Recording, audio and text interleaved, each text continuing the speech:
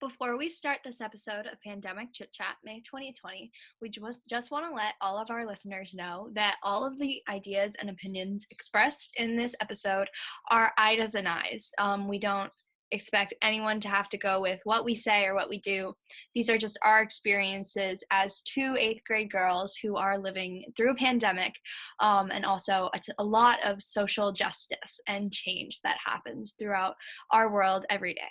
Thank you and enjoy. Hi, I'm Devan. And I'm Ida. And welcome to Pandemic Chit Chat, the podcast where we, two 8th graders, talk about the events of the pandemic through our eyes. Throughout the past almost year of our lives, Ida and I have been doing school from inside of our home and missing out on many things. Many 8th graders have shared similar experiences to us, and so we're here sharing a few of them. This is Pandemic Chit Chat. Welcome to this week's episode of Pandemic Chit Chat, where we're talking about that 1 month leading up till summer. We're going to be chatting about May 2020 and our experience in our first couple months of the pandemic, but mostly finishing up online school because we ended school May 29th, and that was the beginning of our summer and our last month of online school. So just to start off, how did you feel about that last month of school? Like, did you feel like things were getting better, or? There was a point maybe in April where we kind of were like, okay, we're really not going back to school this year. Like, it's just not happening. And so kind of coming to terms with that was a little hard for me, and it was definitely surreal for everyone. But the end of school for me, it's usually in June, but it's always associated with springtime, and, you know, the hallways are freezing cold and you're like doing work with your friends, but like everything's kind of more happier because you're out of winter. And I feel like fall and winter are kind of dark because you're in the middle and beginning of the school year. That's not the best time for everyone, but then when spring rolls around, you're kind of like summer's almost here, and it's kind of just like a full circle. Yeah, and like specifically that month, like May, is that last month before school ends. And so I feel like it's more laid back in some classes, and especially I think we like let loose a little. Yeah, and for online school, like the teachers seem to be having like more, they were definitely looser, like they seemed less worried about Zoom Well, I and think we stuff. were just at a point with online school where we had done it for only like 2.5 months, and they were just like, we did the best we could with the time we were given, and if we start up with online school in the fall, we're gonna make it better, because we were on Zoom through the end of the year, and like a combo of Zoom and Microsoft Teams. But coming into this year, things were a lot more organized than they were last year. Yeah, and I just remember like the schedule that I had for May, like my classes were sort of all over the place. There was like one at 8, one at then like 9:07, like it's random times. Yeah, I think one of the things I missed about online school last year was doing my core classes every day. Because I think that it's definitely been hard. And I think compared to last year, it was harder, but you know, we kind of had like summer to look forward to. May 29th was the last day of school. Yeah, the last day of school is a day I remember really clearly for that day. I don't remember. Just, and I only remember it because it was so boring. Like, that's totally why. I was looking at my phone, and my math teacher was saying goodbye, like, for the rest of the school year. She's like, bye, guys. It's been really fun teaching you. And it was like the most anticlimactic thing is I hit the leave button for that, like, last time. It's done, you know? Yeah. I think the last week of school is always super I don't know. It's just always so exciting, and it's always just so fun. Let's go say our favorite last day of school memories. Ooh, okay. Because we went to the same elementary school, so we kind of have. I remember I was in 3rd grade, and it was the last day of school, and we were cleaning up the classroom, and I volunteered to help clean up the classroom, and the other kids were watching a movie, and I had to like since I was cleaning, I had to like cut in front of the movie, and everyone screamed at me, and I started crying because I felt so bad. I was like, I'm just trying to clean up. And then after school, I remember like going home with my friends, and we're like, it's summertime. Like, yay. Okay. The one that I remember the clearest, besides promotion, of course, was the last day of school in first grade. Um, I remember we watched a movie, and I remember watching the fifth graders, like from the window, do their promotion thing outside.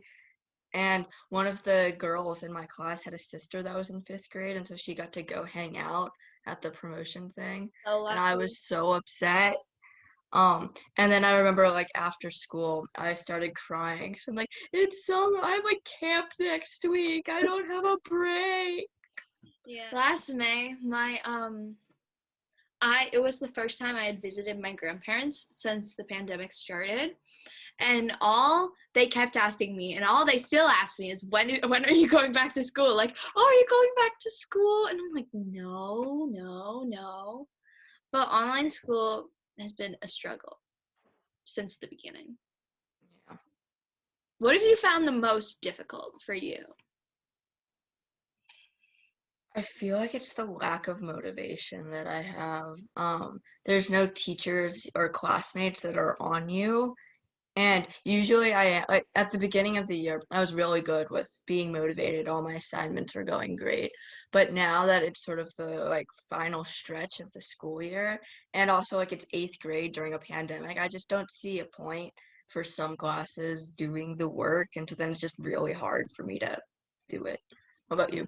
Yeah, I have always been super scared of my grades slipping, so I always do like work constantly, and then as soon as it's assigned, I'm gonna get it done because then I literally will hate myself.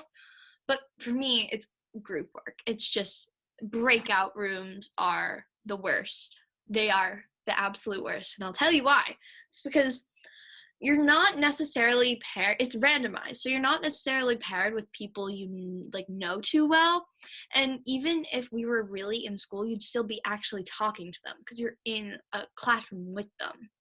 But now they just don't talk. This morning in Yeah. my classes, we're like, okay, going into breakout rooms, doing work together, and I'm trying to talk and no one's answering, and it's just kind of annoying. And in some classes, like our history class, the teacher knows who talks to who, so she puts certain people in certain rooms. But I mean, for this class, it's kind of silent, and it's really frustrating. Yeah. Um, Another thing that I just did not like about this school year was our teacher in this class. He mentioned this a week ago, how I was getting involved with the principal, like for mental health support. Because during this time, it really feels like in order for students to do well in this school, they need to have support and like understanding from the teachers. And a lot of times in my classes, it just feels like we're not getting that. And they're just assigning work, acting like it's a normal school year. Yeah, I agree. I think some teachers are definitely better at it than others, but it's really hard. And it's always been like this. It's always been super hard, especially I remember last May, like finding a balance between understanding what we're going through, but also not being too easy. Because we're in Yeah. eighth grade, and obviously, if we were back in the building, things would be a lot harder. But I feel like that would only be the case if we were back full time. Yeah. So I love the whole like we don't want it to be too easy because that's how it was last year for us. It was like no work. Hmm. Um, but this year it's sort of hard for me to describe, but like, and this is hard because we started the year online, so there was no connection made with the students and teachers. Hmm. But it becomes really apparent if a student is struggling and a teacher doesn't know what to do, that divide is here. I remember I was like crying last May. It was last May. I'm gonna tell you the exact date. It was May 12th. And I was really upset. Like, I miss my friends from school so, so, so much. And I just had a breakdown because I was like, this is just not how things can go. Like, this is just not how it's supposed to be. I'm supposed to be, finishing school up. And as much as I wanted to say that I didn't like school and stuff, it was part of something that like kept me going and something that I actually look forward to, whether I realize that consciously or not. And losing all your interactions with your friends at school, they're like the reason you want to go to school, to see your friends. And so losing the best part of school is really rough. Yeah. And then continuing that on into this year, keeping up like relationships. There are friends that I was like BFFs with when we were in the building, and now I don't talk to them at all. Yeah, that's really hard. Yeah, I totally can relate with that. I have a lot of classmates who I don't even talk to online anymore because it's just, I don't And know. then, I mean, we're in 8th grade and we're going to be promoted, and obviously we're going to go our separate ways after this year. Um, but we were in 7th grade at the time, and it honestly only feels like we have really been in middle school for a year and a half, because the fact that we are even getting promoted in a couple months is still insane to me. yeah, it's really crazy. And we don't know when promotion is, if it's going to be online or in person. Like, I and mean, then there's a lot of, mhm, there were yard signs there around were. May and June when all the graduating classes were missing out. Um, and people were like holding virtual concerts and virtual proms, and it's just like, it's nice, the thought's nice, and I understand that's like the only thing you can do, but those people who are missing that stuff are never going to get it back. Like, you're never going to get your high school or college graduation back because it's been a year. You're not going to do that now. You're not going to have class of 2020 graduation celebration now. Like, everyone's moved on, and coming to terms with it must have been really hard for people who missed more important events than we did. Yeah, 100%. Another super important pandemic topic that we would be insane not to talk about would be the Black Lives Matter movement. Um, and a lot of it came to light in May, when the death of George Floyd basically sent a spark over the entire country, and started a ripple effect of protests and riots and a lot of good stuff and some bad stuff, to come out of this. Yeah, the George Floyd thing, I remember seeing that video on TikTok Oh my god. and being like completely shocked. Um, Yeah, it's, I think, one of the most important things that's happened during the pandemic, because obviously police shootings of Black people were known about, and so many happened every year, but this year kind of we finally found a importance to it and a strength to it, and um Black Lives Matter kind of became a cry throughout everywhere in the country. yeah, that his death brought up the deaths of Breonna Taylor back in March of 2020 and Which is so so many crazy. others, yeah, who are like who were victims of police brutality. And that moment, that May 25th, that was a big turning point and pretty much the start of like whatever second civil rights movement we had. Yeah, I agree. I think, gosh, I unfortunately did not get to go to a protest, and we will definitely be talking more about protests in June, because that's one of the big things that happened. But it wasn't even just in the US. And obviously, the global pandemic, every country was going through it in their own way.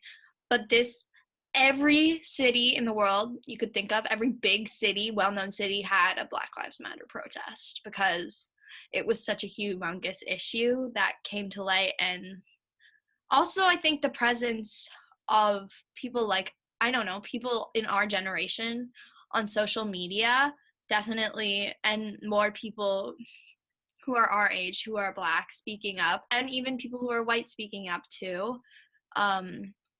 It was definitely a big factor into that.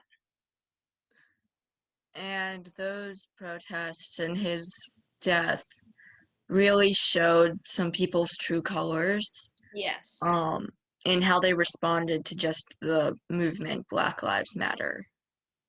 Yes. And I mean, obviously, we cannot talk about it too much from our perspective because we don't really know exactly how it would feel like to go through what they go through every single day. But we, as a whole country, I think, learned a lot from that, um, from that experience, and it's still happening. Black Lives Matter every single day, and people who started saying all lives matter kind of didn't exactly get the point that people were trying to make, because of course all lives matter, but your life compared to a person of color's life, it's treated so differently in society. And the people that said Blue Lives Matter, Oh yeah. so, and then as a pretty much white passing Asian here, Same. yeah, we Yeah, don't let's just preface, I'm half Indian, half white. She's half, I don't know. I'm half Korean and then half white, but as pretty much white passing members of the like Yeah. Asian community, we're not going to experience the same amount of racism or judgment based on our skin as other people may. Yeah. And yeah, No, you can go. You can go. while that's good for us and it shows that we have privilege and we don't have to what like receive hate just because we might look different, but we can never really know like how somebody feels who does go through that. Yes. And one thing I want to end off on is just have empathy for people, because for all people really, and respect too, because society favors certain people, um and no one will ever truly know why. It's just kind of blindsided me my whole life. But all you can really do is use your voice and be an ally to people and have empathy for them. So, and with that note, thank you for listening to Pandemic Chit Chat May 2020. We will see you next time.